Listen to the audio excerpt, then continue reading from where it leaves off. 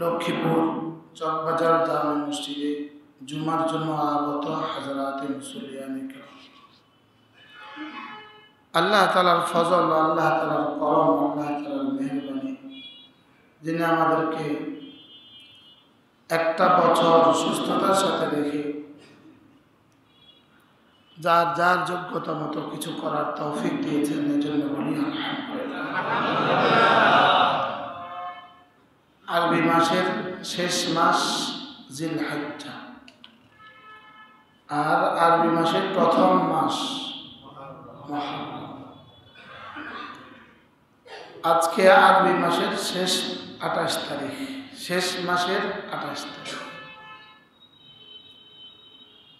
বিখ্যাত এক কিতাব আছে আল্লামা ইবনে রজব হাম্বলি রাহিমাহুল্লাহ, তার কিতাব লাতাইফুল মাআরিফ। এই কিতাবটার মধ্যে তিনি এক হাদিস নকল করেন। তিনি বলেন, রাসূল করিম সাল্লাল্লাহু তাআলা আলাইহি ওয়াসাল্লাম ইরশাদ করেন, যে মানুষটার বছরের শেষ দিনগুলো নেক আমালের মধ্যে কাটে এবং বছরের শুরু দিনগুলো নেক আমালের মধ্যে কাটে, তা আল্লাহ তাআলা মধ্যবর্তীগুলো মাফ করে দেন। আর বছর বলতে আরবি বছর বোঝায়। বছর বলতে কোন বছর বোঝায়? না, এটাকে একটু কমানো যায় কিনা, কি করে?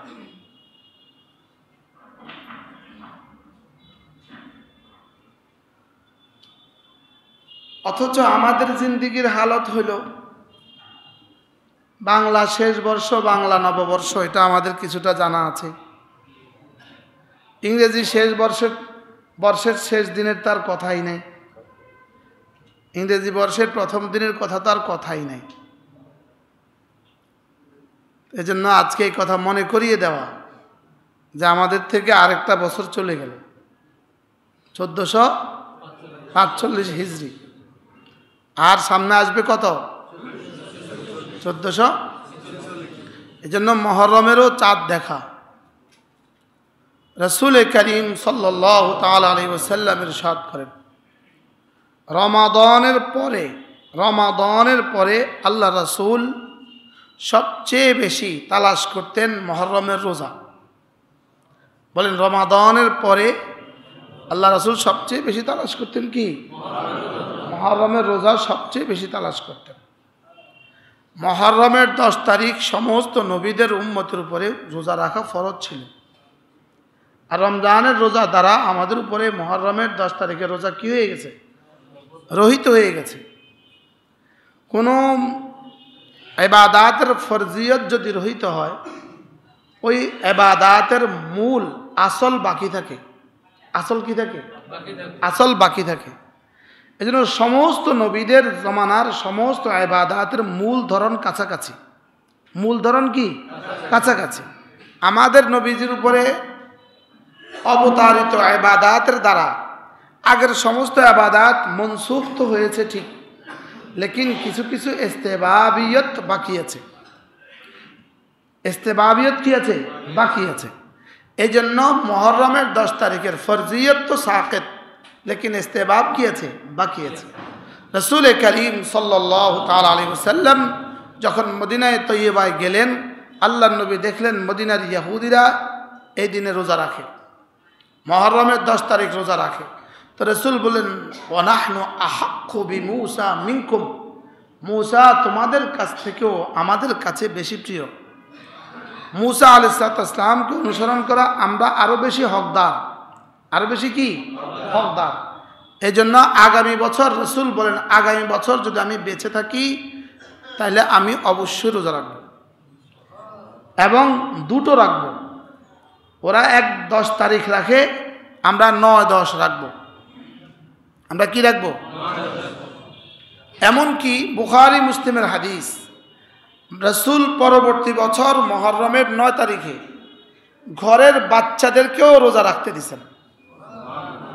দুগ্ধপোষ্য বাচ্চাদেরকে দুধ পান করতে দেন নাই, দুধের বাচ্চাদেরকে কি করতে দেন নাই? দুধ পান করতে দেননি। দুধের বাচ্চাদেরকেও রাসূল রোজা রাখিয়েছেন, হাসান আর হোসাইনকেও রোজা রাখিয়েছেন। সাহাবাদের মেয়েরা বলেন আমরা খেলনা রাখতাম, খেলনা, বাচ্চারা যখন কান্নাকাটি করতো আমরা বাচ্চাদের হাতে খেলনা দিতাম, আর বাচ্চারা কান্না ভুলে যেত, খাবার ভুলে যেত।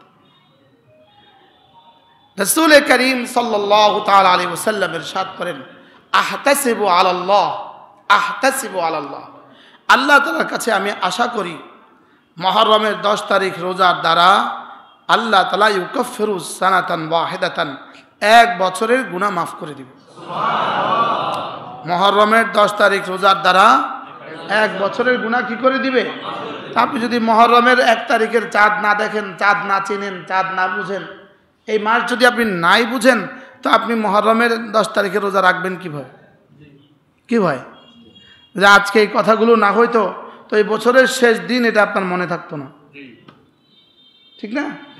এই জন্য মনে করিয়ে দেওয়া, বছরের শেষ আর 2টো দিন বাকি আছে ইস্তেগফারের সাথে থাকা, আর জিলহজ্জা শেষ দিনগুলোতে ইস্তেগফারের সাথে কাটানো, মুহররমের প্রথম দিনগুলোতে ইস্তেগফার বেশি বেশি করা, তাসবিহাত বেশি বেশি পড়া।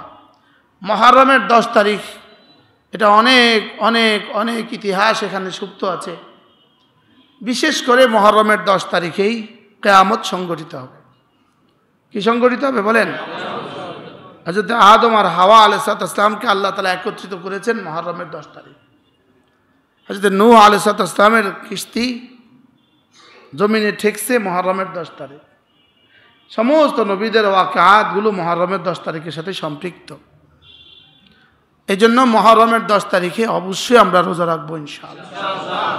9, 10 কয় দিন? 2 দিন। 9 তারিখ অথবা 9 তারিখ রোজা রাখলে 10 তারিখ ছুটবে না। 9 তারিখ রোজা রাখলে 10 তারিখ আর ছুটবে না। এই জন্য রাসূল এই কথাও বলেন, আমি 9 তারিখে রাখবো কেন? যেন 10 তারিখ ছুটে না যায়।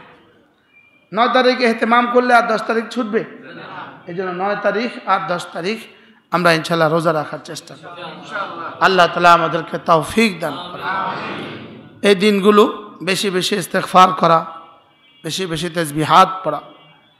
লাতাইফুল মারিফ আল্লামা ইবনে রাজব হাম্বলি রাহিমাহুল্লাহ শুধু এই মাসের ফজিলতের উপরে অনেক পৃষ্ঠা লিখছেন, 40-50 পৃষ্ঠা লিখছেন। আমি এগুলো পড়ে আসছিলাম আপনাদেরকে বলার জন্য। তিনি এক হাদিস নকল করেছেন আজীব। বলেন যে অসংখ্য মনীষীদের, বুজুর্গদের কাউল নকল করেছেন যে মুহররমের 10 তারিখে সমস্ত জানোয়ারও রোজা রাখে। সমস্ত জানোয়ারও কি রাখে? তিনি এক কথা নকল করেন যে এক বুজুর্গ ছিলেন, উনি প্রতিদিন কি করতেন? ঘরের আশেপাশে পিপিলিকাগুলোকে খাবার দিতেন। পিঁপড়াগুলোকে কি দিতেন? খাবার দিতেন। সৌদি আরবে, মদিনা শরীফে, মক্কা যেমন মানুষ কবুতরকে খাবার দেয়, দেয় না? এবার আমাদের সাথে এক সফর সঙ্গী, উনি বাংলাদেশ থেকে যাওয়ার সময় গম নিয়ে গেছে। কি নিয়ে গেছে? তাই বললাম এটা কি লেগে আনলেন? কবুতরের খাবারের জন্য। তো মক্কায় কিছু দিছে, আরও কিছু মদিনায় নিয়ে গেছে। তো মদিনায় নিয়ে আবার এগুলো ছিটিয়ে দিছে, বলে এগুলো নিয়ে আসছি। তো বলে যে মুহররমের 10 তারিখে পিপিলিকাকে যখন খাবার দিল, তো দেখলো যে কোনো পিপিলিকা খাবার খায় না। বিষয়টা কি? খাবারে কোনো পিপিলিকা মুখ দেয় না। পরে বুঝলেন যে আজকে বুঝি পিপিলিকা রোজা রাখছে। পরে দেখে যে ইফতারের সময় সারি সারি পিপিলিকা এসে খাবার শুরু করছে। রিওয়ায়াত দুর্বল, ঘটনা দুর্বল, ঘটনা কি? দাঈফ। এই জন্য এই দিনে আমরা ইনশাআল্লাহ রোজার ইহতিমাম করবো ইনশাআল্লাহ। নিয়ত পাক্কা ইনশাআল্লাহ। আল্লাহ তৌফিক দান। যারা হজ করেন নাই, হজের নিয়ত করেন। সেক্রেটারি সাহেব আসছে মনে হয়, আমাদের সেক্রেটারি সাহেব আসছেন না। যারা হজ করেন নাই তারা কি করেন? হজের নিয়ত করেন। হজ মূলত এই ইবাদত বার্ধক্যের সাথে সম্পর্কিত নয়। হজ ইবাদতটা বুড়োদের উপরে ফরজ, বিষয়টা এমন নয়। বলেন কি বলছি, বলেন কি বলছি। হজ আর 60-এর আগে হজ করা যাবে না এরকম কোনো সিদ্ধান্ত নাই। হজ মূলত মালের সাথে সম্পর্কিত ইবাদত এবং আল্লাহ তাআলার মহাব্বতের সাথে সম্পর্কিত ইবাদত। আর আমার মনে হয় কোনো দুশ্মন, কোনো হুকুমত এই সিদ্ধান্ত নিছে কিনা যে কোনো বুড়ো যদি আর হজে আসে তাকে আর ফেরত দিবে না। বুঝেন না? বুড়ো হজে গেলে আর তাকে বাংলাদেশে আর দেশে বিদেশে তার নিজ দেশে আর ফেরত দিবে না, এই সিদ্ধান্ত নিছে কিনা। এজন্য অধিকাংশ বুড়ো এবার হজে রয়ে গেছে, চোখের সামনে পড়ে গেছে, চোখের সামনে পড়ে গেছে, দেখতে দেখতে মরে গেছে। অসংখ্য মানুষ ইন্তেকাল হয়ে গেছে। আল্লাহ তাদেরকে শাহাদাতের মওত নসিব করেন। এজন্য প্রত্যেকেই নওজওয়ানরা নিয়ত করেন, হজের নিয়ত করেন ইনশাআল্লাহ। 40-এর আগে হজ করবেন, নিয়ত করেন। 40-এর যারা আগে চাকরির পরে কিছু টাকা একসাথে পেতেন, এরপরে হজের নিয়ত করবেন, যারা এই আশায় বসে আছেন, জানা নাই পেনশনের সিদ্ধান্ত কি হয়, কি পেনশনের সিদ্ধান্ত কি হয়। এই জন্য তারা আর হজের রিটায়ারমেন্টের পরে আর হজের চিন্তা না করে নগদ নগদ হজের চিন্তা করে ফেলেন। যারা অপেক্ষায় আছেন রিটায়ারমেন্টের পরে কি যাবেন, তো আপনাদের ওই টাকাও আর আপনাদেরকে ফেরত দেওয়ার চিন্তা নাই। এটার মধ্যে কিছুটা কি হবে, কিছুটা নিয়ম অনিয়ম হবে, কিছুটা আসতেছে আপনাদের। কারণ টাকাটা তো সব বিদেশে গেছে গাই। ব্যাংজিরের মতো 100 প্রশাসক রেডি হয়ে গেলে আপনাদের টাকা আর বাংলাদেশে থাকবে না। হ্যাঁ না করলেও হ্যাঁ, আপনার ঠিক না বললেও ঠিক, ঠিক কি ঠিক না বললেও ঠিক, আপনি যদি কেউ ঠিক না বলেন তারপরেও ঠিক। অতএব আপনাদের টাকা বিদেশে চলে যাবে। পৃথিবীর কোনো পুলিশ প্রধান নাই, পৃথিবীর কোনো রাষ্ট্রের পুলিশ প্রধান নাই যিনি ভিন দেশে বাড়ি বানায়। কি হ্যাঁ, আর আমাদের ওনারা ভিন দেশে শত শত বাড়ি বানালেও ওনারা দুর্নীতিবাজ হয় না। দুর্নীতিবাজ হয় এদেশের ইমামরা, খতিবরা, এদেশের মুশতাকুন নবীরা। কি হয়, তিনি বলতেন এভাবে, আমার অবাক লাগে ওরা যখন বড় বড় স্টেজে বসে, বড় বড় চেয়ারে বসে ওয়াজ করে, ওদের পেছনে আরেকজন পাখা করে, এগুলো দেখে আমার অবাক লাগে। আমি তখন বলছিলাম, জি সাহেব, ইনশাআল্লাহ সেদিনও আসবে যেদিন আপনিও পিছে দাঁড়িয়ে দাঁড়িয়ে পাখা করবেন। কি হয়, বাকি ওনারা ভেগে গেছে। আর যাদেরকে দুর্নীতির অপবাদ দেওয়া হয়েছে তারা এদেশে জুমার নামাজ পড়ায় আর এদেশে ঈদের নামাজ পড়ায়। কি বলেন? অর্থাৎ ঈদের নামাজ আর জুমার নামাজ এজন্য বলছি, এরা এদেশের সবার সাথে মিশে আছে, এরা এদেশের জনগণের সাথে কি আছে বলেন, মিশে আছে। আর ওনারা রাতের অন্ধকারে পালিয়ে গেছেন। এজন্য রিটায়ারমেন্টের পরে হজে যাবেন, এই চিন্তা চেতনা বাদ দেন। এই চিন্তা চেতনা কি দেন, বাদ দেন। নিয়ত করেন ইনশাআল্লাহ, হজের নিয়ত করেন পাক্কা, যে যত দ্রুত সম্ভব হজ করে নেবেন ইনশাআল্লাহ। আল্লাহ তাআলা তৌফিক দান করেন। দ্রুত নওজোয়ান অবস্থায় হজ করা উচিত। হ্যাঁ, বুড়ো দ্বিতীয়বার হজ করারও চিন্তা করবেন না, বুড়ো আর কেউ হজ যাওয়ার নিয়ত করবেন না। এটা এত কষ্ট, এত কষ্ট, এখানে বুড়ো আর গেলে ফিরে আসে কিনা সন্দেহ আছে।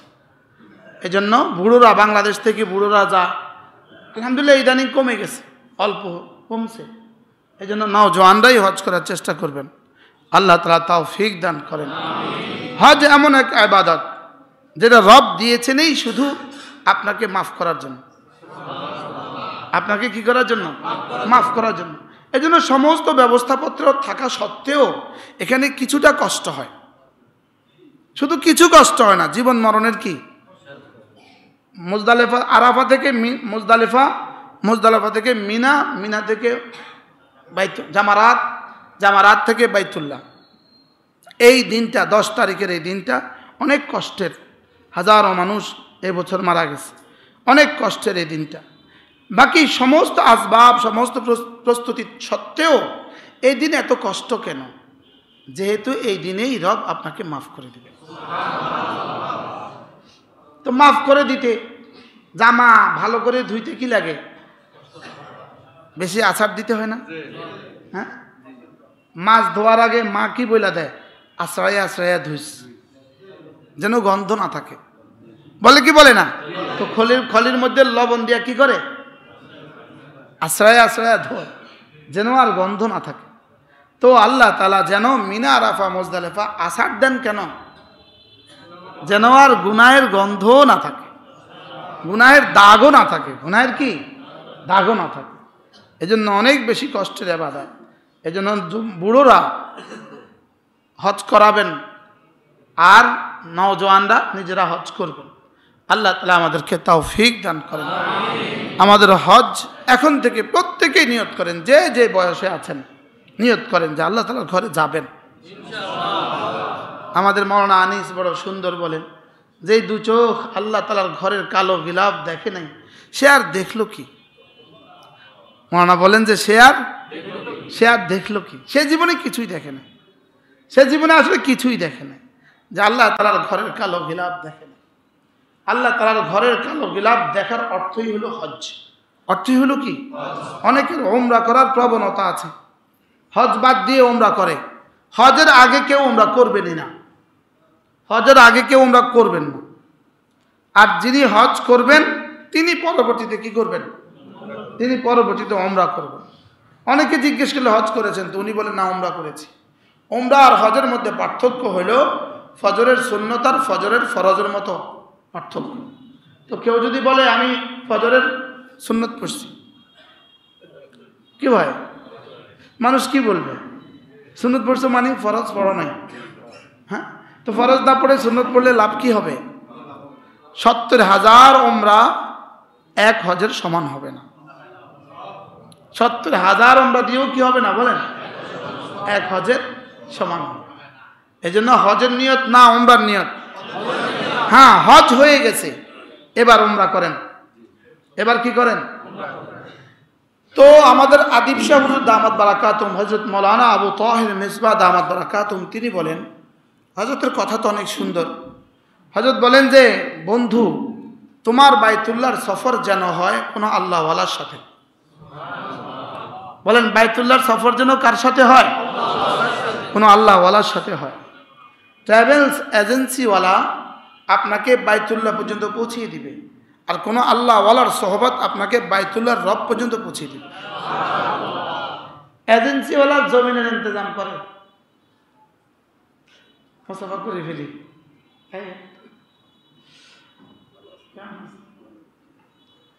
এজেন্সিওয়ালা জমিনের ট্রাভেলিং এর ইন্তজাম করে, আর কোনো আল্লাহওয়ালা আর শাহজিমের মালিকের সাথে ট্রাভেলিং এর ইন্তজাম করে।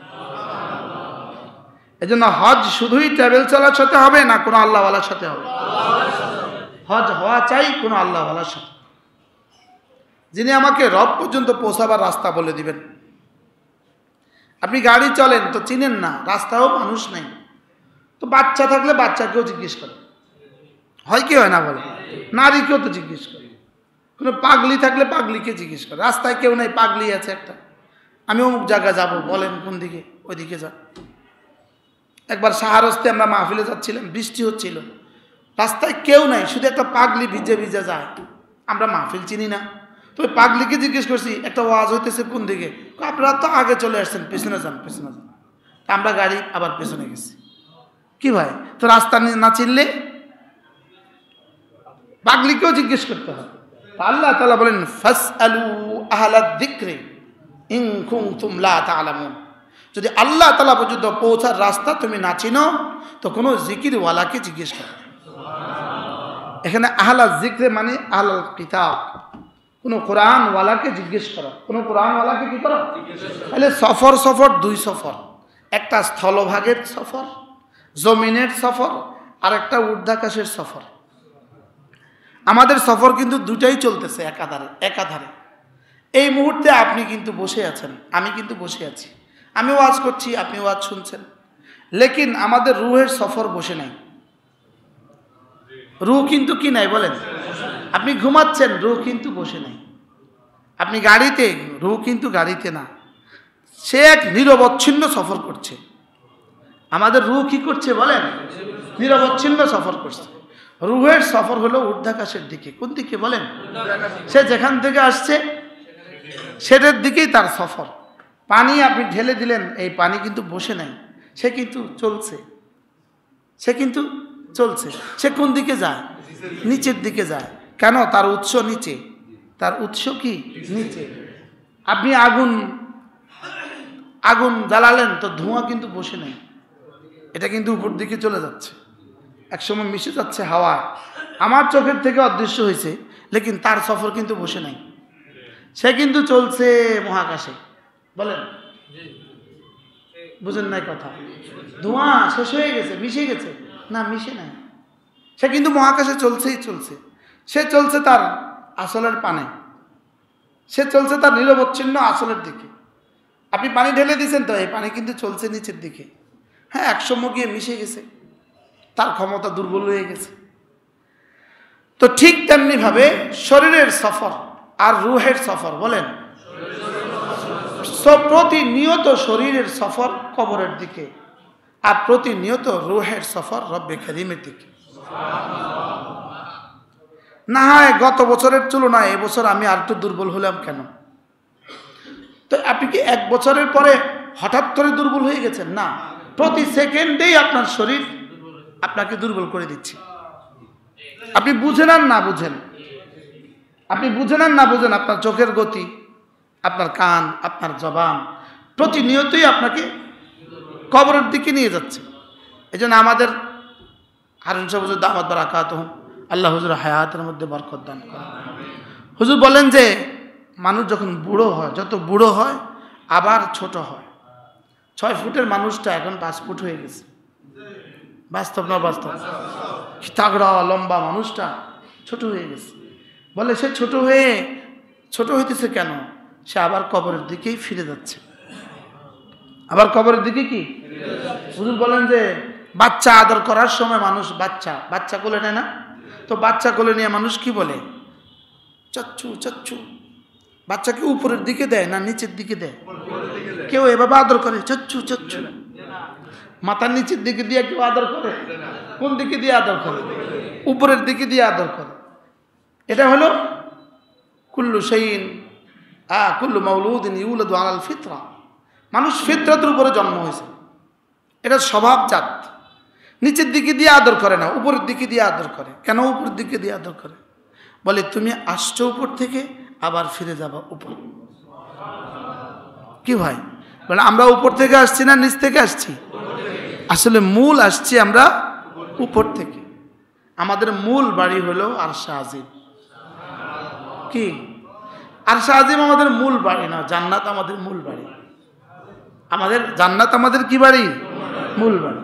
এই জন্য প্রতিদিনই কিন্তু আপনার রূহ আরশে আজিমের নিচে গিয়া হাজিরা দেয়। প্রতিদিন বেঈমানেরটাও হাজিরা দেয়, বেঈমানেরটাও। বুখারী মুসলিমের হাদিস, রাসূল করিম সাল্লাল্লাহু তাআলা আলাইহি ওয়াসাল্লাম ইরশাদ করেন, মানুষ যখন ঘুমায় তার রূহ গিয়া আরশে আজিমে সেজদায় পড়ে যায়। কি হয়? তাহলে বোঝা গেছে প্রতিদিন যায় আর আসে, প্রতিদিন যায় আর আসে। তো এরপরে আল্লাহ তাআলা যাকে অনুমতি দেন সে আবার ফিরে আসে, আর যাকে অনুমতি দেন না সে আর ফিরে না। ঘুমন্ত অবস্থায় মারা গেছে এরকম মানুষ আছে না নাই? বলে অসংখ্য মানুষ, আর ফিরে না। আর যাকে অনুমতি দেয় ঠিক প্রতিদিন সূর্য আর আরশের নিচে গিয়ে সেজদা দেয়, রাত্রিবেলা সেজদা দেয়। এই হাদিস বিজ্ঞানের আলোকে বোঝা অসম্ভব। এটা মুতাশাবিহাতের অন্তর্ভুক্ত। প্রতিদিন সূর্য আর চন্দ্র গিয়ে আরশের নিচে গিয়ে সেজদা দেয়। সেজদায় গিয়ে আল্লাহ তাআলার কাছে অনুমতি চায়, আল্লাহ আমি কি আবার উঠব? তো যেদিন অনুমতি দেন সেদিন উঠবে, আর যেদিন অনুমতি দিবেন না সেদিন আর উঠবে না। যেদিন অনুমতি দেন না সেদিন আর উঠবে না। এজন্য মিনহা খালাকনাকুম ওয়া ফিহা নুঈদুকুম ওয়া মিনহা নুখরিজুকুম তারাতান উখরা। আল্লাহ তাআলা যাকে যেই মাটি থেকে বানিয়েছেন, যাকে যেই মাটি থেকে বানিয়েছেন, তাকে তার অস্তিত্বের সাথে ওই মাটির কিয়দংশ আল্লাহ তাআলা মিশিয়ে দেন। এটা তিনটা তর্জমা।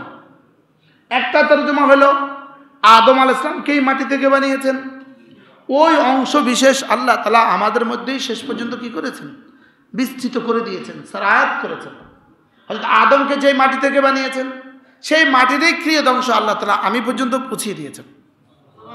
এ হলো কি তর্জমা? এক তর্জমা। আর দ্বিতীয় তর্জমা হলো আমাদেরকে নুতফা থেকে বানিয়েছেন, নুতফা মাটি থেকে বানিয়েছেন, বীর্য থেকে বানিয়েছেন, বীর্য মাটি থেকে বানিয়েছেন। এ হলো দ্বিতীয় তর্জমা। আর তৃতীয় তর্জমা হলো আল্লাহ তাআলা মানুষ যখন পেটে ধারণ করে, যেদিন প্রথম গর্ভ ধারণ করে, সেদিন রব্বে করিম যেই মাটি থেকে আল্লাহ তাআলা তাকে বানাবেন, সেই মাটির ক্রিয়দংশ জিবরিলকে বলেন, জিবরিল ওখান থেকে একটু মাটি নাও, নিয়ে ওর নুতফার সাথে মিশিয়ে দাও। কি হয়? সম্ভব না অসম্ভব? পসিবল না ইম্পসিবল? এটা সম্ভব না? বুঝি এটাও সম্ভব। হ্যাঁ, এটাও সম্ভব। এটাও কি সম্ভব। এবার যেই মাটি, যেখানকার মাটি থেকে আল্লাহ তাআলা তাকে বানিয়েছেন, ওই মাটিতেই তার দাফনের ব্যবস্থা হবে। ওই মাটিতেই তার কি, এটাকে বলছে মিনহা খালাকনাকুম ওয়া ফিহা নুঈদুকুম, হ্যাঁ, ওয়া মিনহা নুখরিজুকুম তারাতান উখরা। যেখান থেকে বানিয়েছি সেখানেই তোমাকে আবার ফিরিয়ে দিব, আবার সেখান থেকে তোমাকে আমি আবার দ্বিতীয়বার কি করব, পুনরায় আবার তোমাকে জাগ্রত করব। মিনহা খালাকনাকুম ওয়া ফিহা নুঈদুকুম ওয়া মিনহা নুখরিজুকুম, এখান থেকে আবার তোমাকে বের করব। তাইলে কোন প্রসঙ্গ ছিল জানি কথা? আচ্ছা, তাহলে শরীর মাটি থেকে আসা শরীর, এজন্য বুড়ো হইলে কোন দিকে ফিরে? নিচের দিকে নেমে যায়। আর রূহ কোত্থেকে আসা? এজন্য রূহ প্রতিদিন কোথায় যায়? রূহ প্রতিদিন উপরের দিকে যায়। এজন্য মানব দেহ রূহ আর শরীরের সমন্বয়। রূহ আর শরীরের কি সমন্বয়। কেউ যদি রূহের যত্ন না নেয়, তাহলে শরীরের যত্ন নিতে আমরা কি পরিমাণ যত্ন নিই। আর রূহের যত্নের জন্যই রব্বে করিম এই কিতাব দিয়েছেন। শরীরের যত্নের জন্য এত বাজার, এত কিছু, রূহের যত্নের জন্য এই জুমার জামাত। কি ভাই, শরীরের যত্নের জন্য এত কিছু, এই রূহের যত্নের জন্য, শরীরের যত্নের জন্য এত দেশ, এত বিদেশ, রূহের যত্নের জন্যই হইল হজ।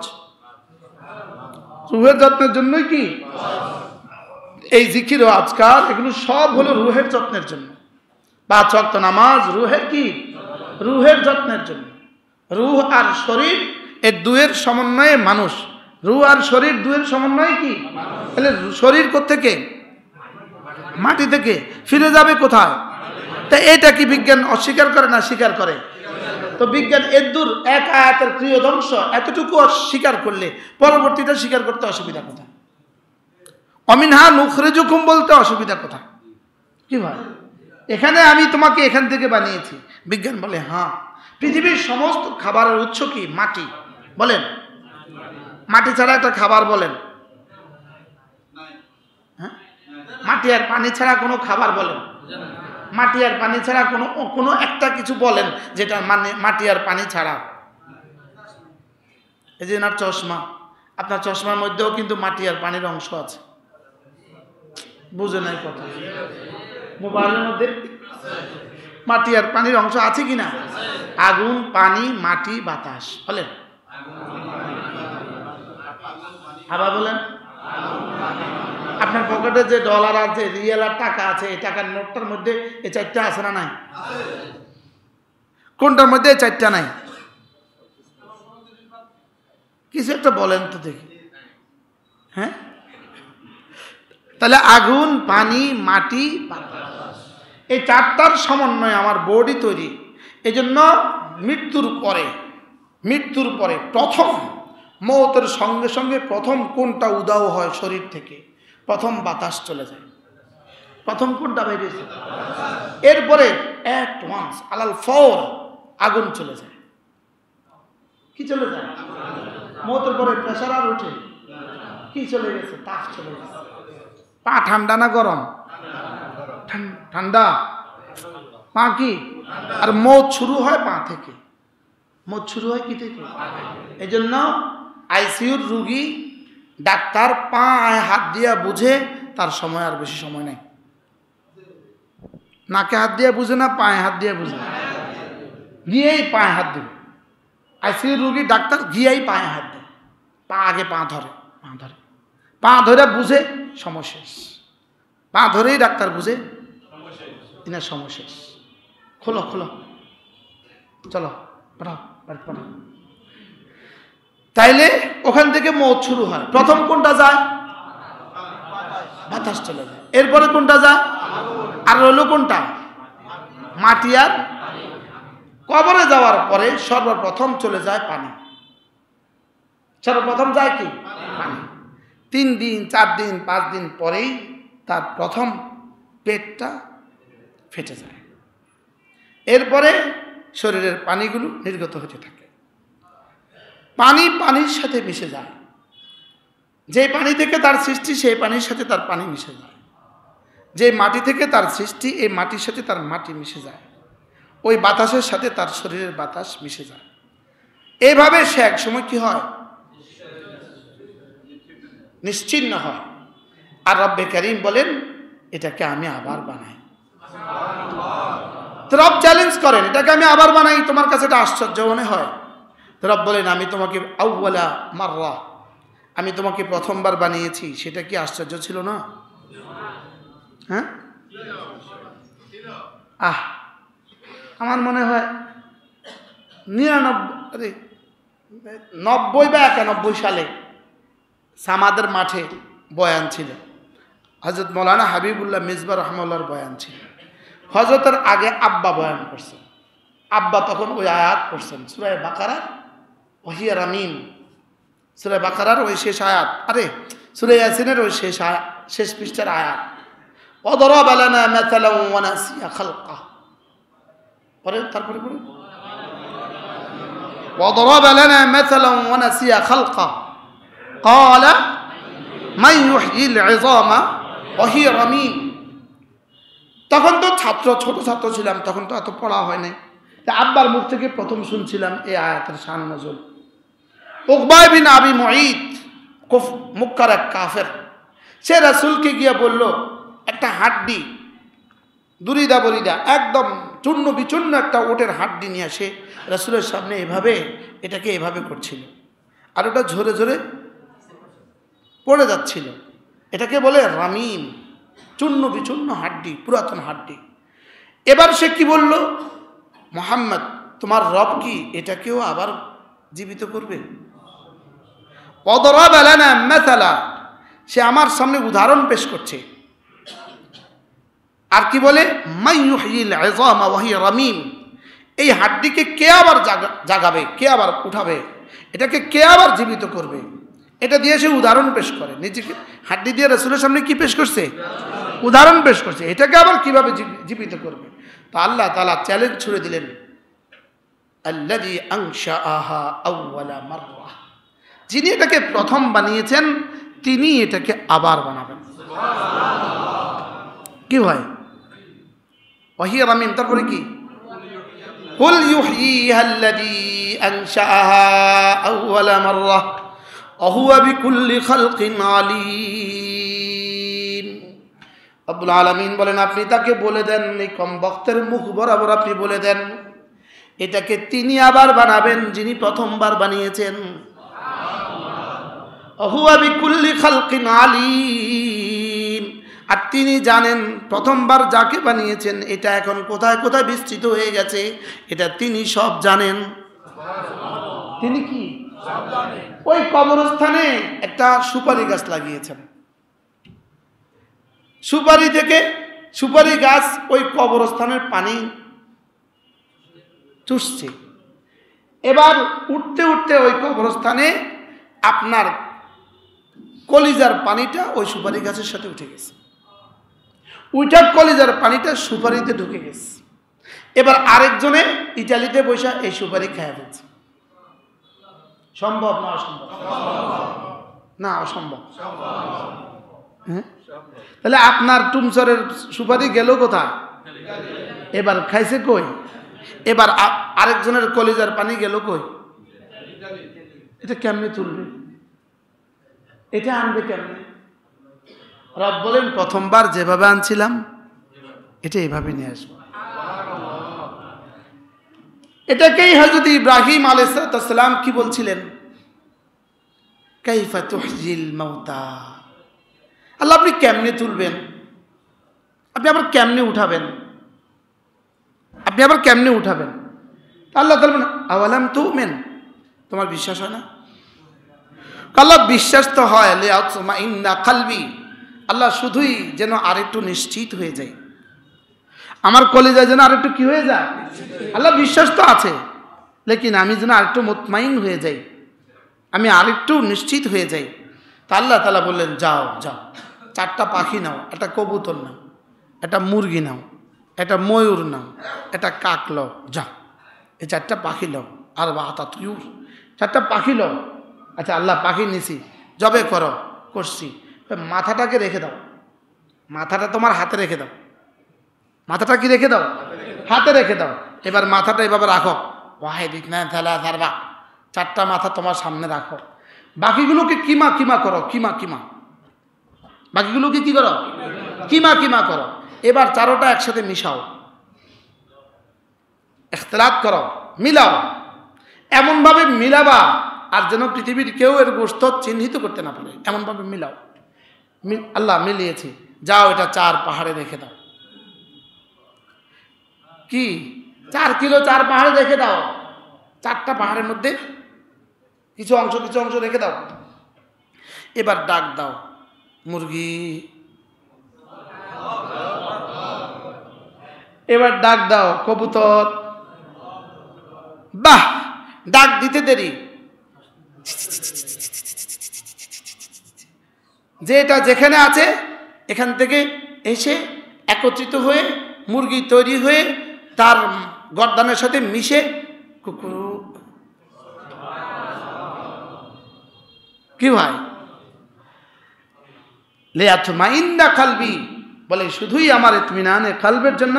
তো আল্লাহ তাআলা এই প্রমাণটা দিয়ে দিছে। হযরত উযাইর আলাইহিস সালাম কোন জনপদের সামনে দিয়ে যাচ্ছিলেন, ওই জনপদের ধ্বংসস্তূপ পড়ে আছে, সব ধ্বংস হয়ে গেছে তুফানে। হযরত উযাইর আলাইহিস সালাম একবার বলে উঠলেন, আল্লাহ এটাকে কেমনে চিন্তা করবেন? আল্লাহ কাছে হযরত উযাইর আলাইহিস সালাম ছিলেন গাধার মধ্যে ছিলেন, সাথে একটা পুটলি ব্যাগ ছিল, রুটি ছিল, শসা ছিল, একটু খাবার ছিল, আর গাধা ছিল। তো আল্লাহ তাআলা হযরত উযাইর আলাইহিস সালামকে মৃত্যুর কোলে শোয়া দিলেন। এক টানা 100 বছর। কত বছর? আরে আরে, ঘুম থেকে উঠে দেখলেন গাধাটা নাই, পচে গলে মিশে গেছে জমিনের সাথে। আর উঠে দেখলেন রুটি আর শশার মধ্যে লাম ইয়াতাসান্না, একটু পাঙ্গাসও পড়ে নাই। আচ্ছা, গাধা পচতে সময় বেশি লাগে না রুটি পচতে সময় বেশি লাগে? শশা পচতে 1 দিন 2 দিন। তো ভেবে পাচ্ছিলেন না কি হয়ে গেল, গাধাটা তো মিশে গেছে, রুটি তো আগের জায়গায়, শশা তো আগের জায়গায়, কিছু হয় নাই। রুটি রুটির জায়গায়, শশা শশার জায়গায়, গাধা মিশে গেছে। হযরত উযাইর আলাইহিস সালাম চিন্তা করতেছিলেন, কতদিন ঘুমালাম, কি হইল, কেমনে কি হইল বুঝতেছি না তো। আর ওই শহর পুরো আবাদ হয়ে গেছে, ওই শহর পুরা ফুলে ফুলে ভরা, ওই শহর বাড়িঘরগুলো অনেক সুন্দর, গ্রাম অনেক সুন্দর বাড়িঘর, হাজারো মানুষের পদচারণা। আল্লাহ এটা কি, তোমার কিছু বুঝে আসেনি? আমি পারবো? আল্লাহ আমার বুঝে এসে গেছে। এবার জিজ্ঞাসা করতেছে, আচ্ছা বোঝার বলো তো তুমি কতদিন ঘুমিয়েছ? আল্লাহ কি বলবো, মনে হয় একদিন অথবা আধা দিন। ইয়াওমান আও বা'দা ইয়াওম, একদিন অথবা আধা দিন ঘুমিয়েছি। অর্ধেক দিন মানুষ কি 24 ঘন্টা ঘুমাইতে পারে? আল্লাহ মনে হয় অল্প সময় আমি ঘুমিয়েছি। আল্লাহ তাআলা বলেন, বাল লাবিস্তা মিআতা আম, তুমি 100 বছর ঘুমিয়েছ। কত বছর? 100 বছর। এই মানুষ এই কথাগুলোকেও কিছু মানুষ মনে করে কল্পনা, কিছু মানুষ মনে করে এগুলো কি অযথা কথা। কোন যুক্তি দিয়ে আর কোন দলিল দিয়ে এদেরকে বোঝানো যাবে তা আল্লাহ তাআলা ছাড়া কেউ জানে না। কবরের মাটি ছাড়া এদেরকে আর কেউ বুঝাতে পারবে না। বলেন কি বলছে? সারা দুনিয়ার সমস্ত মাখলুকাতকে বানানো আল্লাহ তাআলা বলেন এটা আমার জন্য কেমন জানো? কানাফসিন ওয়াহিদা, একজনকে বানানো যেমন তেমন, একজনকে বানানো যেমন আমার জন্য সমস্ত মাখলুকাতকে আবার বানানো আমার জন্য তেমন। আবার কতক্ষণে বানানো সম্ভব জানো? এক মুহূর্তে বানানো আবার সম্ভব। ফাতাবারাকাল্লাহু আহসানুল খালিকিন, সুবহানাল্লাহ মা আ'জামা শানা। কতই না বরকতময় আমাদের রব। কথা আমার দূরে চলে গেছে না? কোন প্রসঙ্গ ছিল আজকে মনে আছে আপনাদের? হ্যাঁ, মুহররম। আর কোন আয়াতে কারিমা পড়ছিলাম? ইন্না আউওয়ালা বাইতিন উদিআ লিন-নাস লাল্লাযী বিবাক্কাতা মুবারাকা ওয়া হুদাল লিল আলামিন ফীহি আয়াতুন বাইয়িনাত মাকামু ইব্রাহিম ওয়া মান দাখালাহু কানা আমিনা ওয়ালিল্লাহি আলান নাসি হিজ্জুল বাইতি মান ইসতাতাআ ইলাইহি সাবিলা ওয়ামান কাফারা ফাইন্নাল্লাহা গানিয়্যুন আনিল আলামিন। পৃথিবীর প্রথম ঘর হইল বাইতুল্লাহ। পৃথিবীর প্রথম ঘর কি? মিডল ইস্টকে মিডল ইস্ট কেন বলে? মধ্যপ্রাচ্য কেন বলে? এটা পৃথিবীর কি? মধ্যভাগ। এটা পৃথিবীর mid point of the world. এটা পৃথিবীর মধ্যভাগ। এখান থেকেই পৃথিবী শুরু, পৃথিবীর জমিন শুরু বাইতুল্লাহ থেকে। আর পৃথিবীর প্রথম পাহাড় জাবালে আবু কুবাইস পৃথিবীর প্রথম পাহাড়। এই হুজুর সাল্লাল্লাহু আলাইহি ওয়াসাল্লামের বাড়ি যেখানে, আল্লাহ রাসূলের বাড়ি, জন্মস্থান যেখানে, আবু জাহেলের বাড়ি, এরপরে রাসূলের বাড়ি, এর হাতের ডান দিকে যে পাহাড়টা, যেই পাহাড়ের উপরে বাদশার বাড়িটা, যেই পাহাড়ের উপরে বাদশার বাড়িটা, এই আউয়ালু জাবালিন খালাকাল্লাহু আলাল আরদ, এটা হলো জমিনের প্রথম পাহাড়। এটা জমিনের কি? জমিনের প্রথম পাহাড়। এবারে আমি পড়ছি তাফসীরে কুরতুবীর মধ্যে, আল্লাহ তাআলা পুরো মক্কা শরীফকে পাহাড় দিয়ে এভাবে ঘেরাও দিলেন কেন? পুরা মক্কার চতুর্পার্শ্বে পুরোটাই পাহাড়। যেখান দিয়ে রাস্তা করছে রাস্তা, এই রাস্তারও পেছনে কোথাও কোথাও পাহাড় আছে, পুরোটাই পাহাড়। আল্লাহ তাআলা শুধুই বাইতুল্লাহকে হেফাজতের জন্য এই পাহাড় বানিয়েছে। এই কথা আমার আগে আর জানা ছিল না। শুধু বাইতুল্লাহকে হেফাজতের জন্যই আল্লাহ তাআলা এভাবে কি করেছেন? পাহাড়ের বেষ্টনী দিয়েছেন বাইতুল্লাহকে দাজ্জাল থেকে বাঁচাবার জন্য। বাইতুল্লাহকে কি থেকে? দাজ্জাল থেকে বাঁচাবার জন্য আল্লাহ তাআলা এভাবে পাহাড় দিয়েছেন। তো প্রথম পাহাড় কোনটা? জাবাল আবু কুবাইস হলো পৃথিবীর কি? পৃথিবীর প্রথম পাহাড়। জাবাল আবু কুবাইস পৃথিবীর প্রথম পাহাড়। এই পাহাড়টাই ওয়াকানাতি সূরা মুজাম্মিল, সূরা ওয়াকানাতিল জিবালু কাসীবা মাহিলা, এর আগে দিয়া বলেন ওয়াতারজুফুল আরদু ওয়াল জিবালু ওয়াকানাতিল জিবালু কাসীবা মাহিলা। আল্লাহ তাআলা পাহাড় বানিয়েছেন জমিনের জন্য পেরেক স্বরূপ, পেরেক। ওয়াল জিবালা আওতাদা, জমিনকে বানিয়েছেন, জমিন পাহাড়কে বানিয়েছেন কি স্বরূপ? হযরত মাওলানা হাবিবুল্লাহ মিসবাহ রাহিমাহুল্লাহ তাআলা তিনি একবার বলেন, স্বাভাবিকভাবে এই কাঠ আর এই কাঠের মধ্যে এখানে কিন্তু পেরেক আছে, আছে না নাই বলেন? প্যারেক আছে না? দুই কাঠের মধ্যে কি আছে? প্যারেক আছে। আমরা দেখতেছি যেটা, এটা প্যারেকের মাথা, এক সুতা আমরা দেখি বাহির দিয়া, এখানে কিন্তু প্যারেক আছে, প্যারেক আছে। আমরা দেখি যেটা, এটা হলো কি? প্যারেকের মাথা। এটা কদ্দূর দেখি? আচ্ছা 4 ইঞ্চি প্যারেকের মধ্যে ভিতরে থাকে কদ্দূর? পুরোটাই। উপরে থাকে কয় সুতা? হযরত বলেন যে ওয়াজাল, হ্যাঁ, আমি পাহাড়কে প্যারেক বানিয়েছি।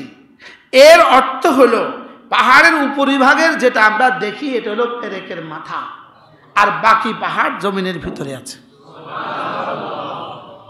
আচ্ছা উপরের ভাগ যদি এত বড় হয় তো নিচের ভাগের কি অবস্থা? সৌদি আরবের এক শহর আছে আল সুদা, এটা হলো আবহা শহর থেকে 100 কিলোমিটারের মাথায় এক শহর আছে। এটার নাম কি? এটা জমিন থেকে 36,000 ফিট উপরে। কত হাজার ফিট উপরে? তয়েফ শহর জমিন থেকে 10,000 ফিট উপরে। কত ফিট উপরে? তো 36,000 ফিট উপরে যদি হয়, 36,000 ফিট যদি হয় প্যারেকের কি, তো প্যারেকের নিচের অংশ কি অবস্থা? কি হয়? আপনি আবহা থেকে যাবেন 300 কিলোমিটার চলবেন, 300 কিলোমিটার যাবেন আপনি মাহাইল শহরে। কোন শহরে? এই 300 কিলোমিটারের মধ্যে আধা কিলোমিটার আপনি পাবেন না স্থলভাগ। কোনো জমিন বলতে কোনো শব্দ নাই, শুধু কি? শুধু পাহাড়, শুধু পাহাড়। কখনো পাহাড়ের পেট ছিদ্র করে আপনি চলে যাবেন, কখনো পাহাড়ের উপর দিয়ে যাবেন, কখনো পাহাড়ের সাইড দিয়ে যাবেন, লেকিন পাহাড় ছাড়া কোনো কি নেই। 300 কিলোমিটার রাস্তা আছে। পৃথিবীর কোনো জনমানব নাই, পৃথিবীর কোনো গাছগাছালি নেই, কি পৃথিবীর কোনো পানি নেই, শুধু পাহাড় আর শুধু পাহাড়। তো এবার বলুন তো দেখি, এই পাহাড়ের উপরিভাগ যদি এমন হয় তো নিচের কি অবস্থা? হ্যাঁ, আর এই পাহাড় বানিয়েছেন রব্বে করিম জমিনের জন্য কি স্বরূপ? এবার বলেন ওয়াতারজুফুল আরদু ওয়াল জিবাল, অচিরেই একদিন আসবে যেদিন এই জমিন কাঁপবে। ওয়াতারজুফুল আরদু, জমিন কি হবে? প্রকম্পিত হবে। ওয়াল জিবাল, পাহাড়গুলো প্রকম্পিত হবে। এরপরে রব বলেন পাহাড়গুলো কেমন হবে জানো? ওয়াকানাতিল জিবালু কাসিবা মাহিলা, পাহাড়গুলো কেমন হবে? কাসিবা, কাসিবা মানে বালির ডিবি, বালির পাহাড়।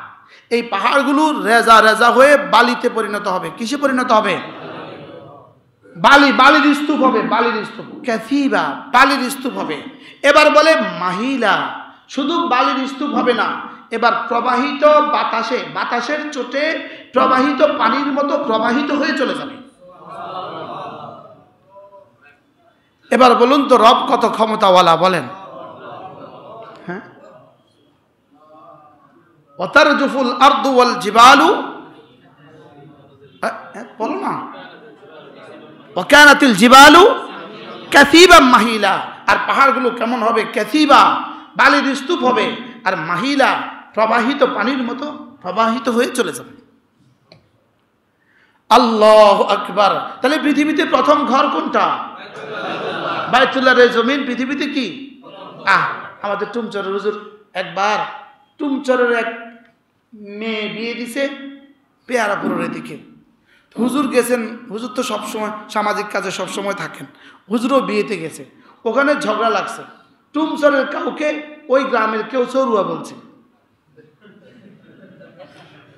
কি বলছে? এই চরুয়া, তোরা চরত না।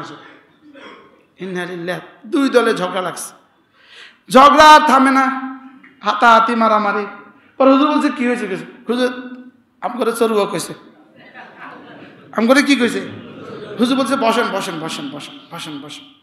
হুজুর বলতেছে ইন্না আউওয়ালা বাইতিন লাল্লাযী বিবাক্কাতা উদিআ লিন-নাস লাল্লাযী বিবাক্কাতা মুবারাকা। আপনারা টুমচরওয়ালাদেরকে চরুয়া বলছেন, আপনারা শহরে ওরা চরুয়া। আসলে টুমচরওয়ালারাও চরুয়া, আমনেরাও চরুয়া। বাকি পার্থক্য হয়েছে আমরা নতুন চর, আমরা টুমচরওয়ালারা আমরা নতুন চর, আপনারা পেয়ারাপুরওয়ালারা পুরান চর। আপনার লক্ষ্মীপুরওয়ালা হলেন পুরান চর, বুঝেন নাই কথা। বেগমগঞ্জওয়ালারা আরো পুরান চর, কুমিল্লাওয়ালারা আরো পুরান চর, ঢাকাওয়ালারা চর চর ঠিক আছে, কারণ মক্কাই তো চর, মক্কাই তো কি, তো সারা পৃথিবী ছিল পানি। প্রথম চর কোনটা? এই জন্য এটার নাম ছিল বাক্কা। এটার নাম ছিল কি? বাক্কা। বাক্কা মানে প্রথম চর। নদীতে যখন চর উঠে ধরেই 10 কিলো হয় না, আগে একটা ছোট্ট একটু উঠে, এটার সাথে সংযুক্ত হইতে হইতে বড় হয়ে যায়, প্রতিদিন বড় হতে থাকে। প্রথম যেটা উঠে এটার নাম কি বলেন? এটার নাম হলো বাক্কা। তাহলে আপনারাও চরুয়া, আমরাও চরুয়া। বাকি পার্থক্য কি? আপনারা পুরাতন চরুয়া, আমরা নতুন চরুয়া। আপনার নতুন চরে, আপনারা পুরাতন চরে, আপনারা পুরাতন চরের বাসিন্দা। এই জন্য বেশি কিছু করিয়েন না, আমরা টুমচুরিয়া করিয়েন না, কি হয় বারাল। তা আল্লাহ তাআলা বলেন ইন্না আউওয়ালা বাইতিন লাল্লাযী বিবাক্কাতা, ইন্না আউওয়ালা বাইতিন উদিআ লিন-নাসি লাল্লাযী বিবাক্কাতা মুবারাকান ওয়া হুদাল লিল আলামিন। রব্বুল আলামিন বলেন পৃথিবীতে প্রথম ঘর হলো বাইতুল্লাহ, হলো পৃথিবীতে কি প্রথম ঘর। এটাকে আমি বানিয়েছি মক্কা শহরে, বাক্কা শহরে। বাক্কা, এটার নাম কি? বাক্কা। মক্কা কথাটা কোরআনে কারিমে সরাসরি আসে নাই, লেকিন মদিনা শব্দটা কোরআনে কারিমে 5 বার আসছে। কয়বার আসছে? 5 বার আসছে। ইয়াসরিব শব্দটা 1 বার আসছে। মাসর, মিশর, মাস শব্দটা কোরআনে কারিমে 5 বার আসছে। কতবার? 5 বার আসছে। তো আল্লাহ তাআলা এই শহরকে বানিয়েছেন। বলেন কেন বানিয়েছি? এটা কি জানো? এটা মুবারাকা, এটা না বরকতে বরকতে পরিপূর্ণ। এটা বরকতে বরকতে কি পরিপূর্ণ। আর কি এটা? ওয়াহুদাল লিল আলামিন। আর এটা সারা পৃথিবীর সমস্ত মানুষের জন্য হেদায়েত। যেই হজে যাবে হেদায়েতের নিয়তে, বলেন হজে যাবে কিসের নিয়তে? হেদায়েতের নিয়তে। তো আল্লাহ তাআলা এই ঘর তাকে হেদায়েত দিয়ে দিবে। আল্লাহ তাআলা তাকে কি দিয়ে দিবে? বলেন তাকে হেদায়েত দিয়ে দিবে। আর যে হেদায়েতের নিয়তে যায় না, তো সে যেভাবে যায় সেভাবে ফিরে আসে। তাহলে হজ করবে কোন আশা, কোন নিয়তে? 1 নম্বর হজ করবে হেদায়েতের নিয়তে। আমি আল্লাহর ঘরে যাচ্ছি হেদায়েতের নিয়তে। তা আল্লাহ তাআলা তাকে এই ঘর বানিয়েছেনই আল্লাহ তাআলা কেন? হেদায়েত দেওয়ার জন্যই আল্লাহ তাআলা কি বানিয়েছেন? এই ঘর বানিয়েছেন। সব প্রত্যেকেই নিয়ত করেন যে ইনশাআল্লাহ আমরা হজে যাব। রিটায়ারমেন্টের পরে যাবেন না, এখন যাবেন? এখন থেকে ফিকির শুরু করে দেন ইনশাআল্লাহ। এই কথা আমি আপনাদেরকে বারবার বলছি। আমি যদি আপনার ঘরে এখন যেতে চাই, বলেন নামাজের পরে আপনার ঘরে খাবো, তো কে কে নিবেন না বলেন? সবাই কি বলবেন? জি অবশ্যই, জি হুজুর আসেন, অবশ্যই আসেন। তো আপনার ঘরে আমি যেতে চাইলে যদি আপনি নিতে তৈরি হন, তো রবের ঘরে আপনি যেতে চাইলে রব কেন নিবেন না? কি হয়? তাহলে বোঝা গেছে চাওয়ার মধ্যে দুর্বলতা আছে। চাওয়ার মধ্যে কি আছে? যদি কেউ চাওয়ার মতো চায়, তো আল্লাহ তাআলা তাকে নিবেন ইনশাআল্লাহ। বলেন ইনশাআল্লাহ। এই জন্য প্রত্যেকে হজের নিয়ত পাক্কা তো ইনশাআল্লাহ। আল্লাহ আমাদের প্রত্যেককে সুস্থ সবল অবস্থায় হজ করার তৌফিক দান করেন। প্রত্যেকেই সঞ্চয় শুরু করে দেন, নিবন্ধন শুরু করে দেন, নিবন্ধন করেন, এরপরে বিসমিল্লাহ পড়ি প্রস্তুতি দিতে থাকেন। আল্লাহ তাআলা আমাদেরকে হজ করার তৌফিক দান করেন। আর হজ করবেন তো কোনো আল্লাহওয়ালার সাথে হজ করবেন। কি বলছি? শুধু ব্যাপারী হিসাবের সাথে হজ করবেন না। কি বলছি? হ্যাঁ, শুধু ব্যাপারী সাহেবের সাথে কি করবেন না? ব্যাপারী সাহেব কি করবেন? আপনাকে নিয়ে মক্কা রাখবেন। মক্কা এক হোটেলে আপনাকে নিয়ে রাখছে 7 দিন 8 দিন। এই কয়দিন আপনি নামাজ হারামে পড়লেন, এরপরে বুদ্ধি করে আপনাকে মদিনায় নিয়ে যাবেন। মদিনা থেকে আয়না আপনাকে মক্কা থেকে 4-5 কিলোমিটার দূরে রাখবেন। আপনি হারামে আর নামাজ পড়তে পারলেন না। আমার বুঝেই ধরে না, 1 ওয়াক্ত নামাজের দাম 1 লক্ষ ওয়াক্ত। কত ওয়াক্ত? কিন্তু আপনি শুধুই 50,000 টাকা অথবা 1 লক্ষ টাকা কম দিয়া, মূলামূলি করে কম দিয়া, আপনি পুরো সফরে হারাম থেকে নামাজ থেকে বঞ্চিত হয়ে গেলেন। বুঝে আসছেনি কথা? হজে যাবেন, প্রথম জিজ্ঞেস করবেন আমার হোটেল বাইতুল্লাহ থেকে কত দূরে, এটা বলেন। বুঝেন? বলবে বাইতুল্লাহ থেকে 50 গজ দূরে। এবার জিজ্ঞেস করবেন এখানে কতদিন রাখবেন? বুঝেন না? তো বলবে 8 দিন রাখবো। এরপরে কোথায় নেবেন? এরপরে মদিনায় নিয়ে যাবেন। এরপরে কোথায় নেবেন? এরপরে আজিজিয়াত রাখবো। আপনি বলবেন আমি আপনার সাথে যাব না। হাও কয় না, নাও কয় না। আমি বুঝাইতে পারছি আপনাকে? কি লেগা? আপনি আর হারামে নামাজ পড়তে পারবেন না, না সুযোগ নেই, আপনি হারামে আর নামাজ পড়তে পারবেন না। বেঁচে গেল আপনার 1 লাখ টাকা, লেকিন আপনি বঞ্চিত হয়ে গেলেন প্রতি বেলা নামাজ 1 লক্ষ ওয়াক্ত থেকে। তো হিসাব নিকাশ কি করলেন? এই বেটা কিন্তু শেষে তেনাতুনা কিনা কিন্তু 2 লাখ টাকা বাজার করছে, বুঝেন না? বাজার করছে কত লাখ টাকা, কিন্তু এখানে বঞ্চিত হয়েছে কত ওয়াক্ত নামাজ থেকে? 15 থেকে 20 দিন সে আর হারামে নামাজ পড়তে পারে নাই। এই দুঃখটা আমি মক্কা শরীফের থেকেই নিয়ত করে আসছি, এবার বাংলাদেশে মুসলমানদেরকে এই কথাগুলো বলে দিব। কি আপনারা নামাজ আল্লাহ বাইতুল্লাহ কেন বানিয়েছেন? হযরত ইব্রাহিমকে বাইতুল্লাহ বানিয়ে আল্লাহ বলছেন, কেন বানিয়েছি বাইতুল্লাহ জানো? রব্বানা লিয়ুকিমুস সালাহ। কেন বানিয়েছি?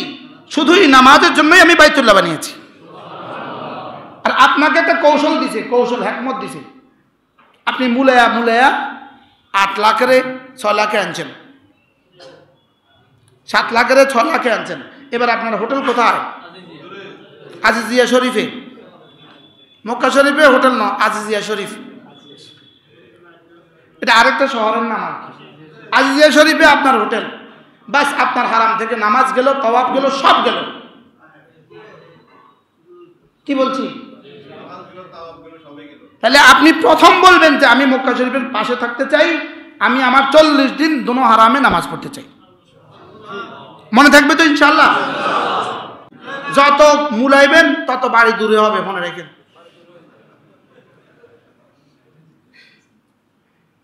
যত পলিসি করবেন তত বাড়ি দূরে হবে, কারণ ওই বেটা তো আপনার বেটা জায়গা বেচছে, আপনাকে হোটেল দিবে না।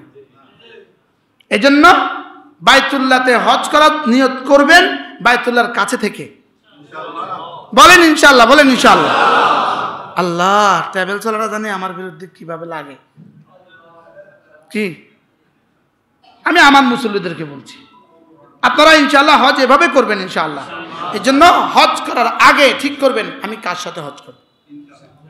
যে মুআল্লিম নিজে বাইতুল্লাহতে গিয়ে নামাজ পড়ে না, সে আপনাকে কোথায় গিয়ে নামাজ পড়াবে? এরকম মুআল্লিম আছে না? চেয়ারম্যান সাহেব, এরকম মুআল্লিম আছে না? আজীব বিষয়।